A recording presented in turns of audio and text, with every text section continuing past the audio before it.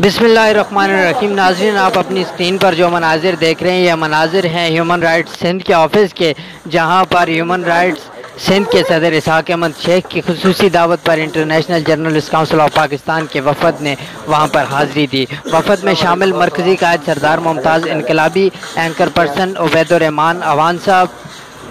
इसके अलावा चौधरी लियाकत साहब, राजा अब्दुल खालिक साहब, अवैस अवान साहब, अनवर अली बलोच साहब और सुल्तान मोहम्मद महमूद मीर साहब, उमर शाह साहब, अनवर अली बलोच साहब और इसके अलावा सुमरो साहब, इमरान कुरैशी साहब और इसके अलावा दीगर इंसानी हकूक़ और मीडिया से ताल्लुक़ रखने वाले नुमाइंदगान ने इस इजलास में शिरकत की। इजलास में मीडिया और इंसानी हकूक़ के हवाले से बामी ताल्लुक़ पर भी गौर व गौज़ किया गया और इसहाक अहमद शेख साहब ने ये यकीन दहानी करवाई कि मीडिया के हवाले से इंसानी हकूक़ की तंजीम हमेशा से उनके साथ है और इंशाअल्लाह अपने सहाफ़ियों के साथ शाना बशाना खड़ी रहेगी।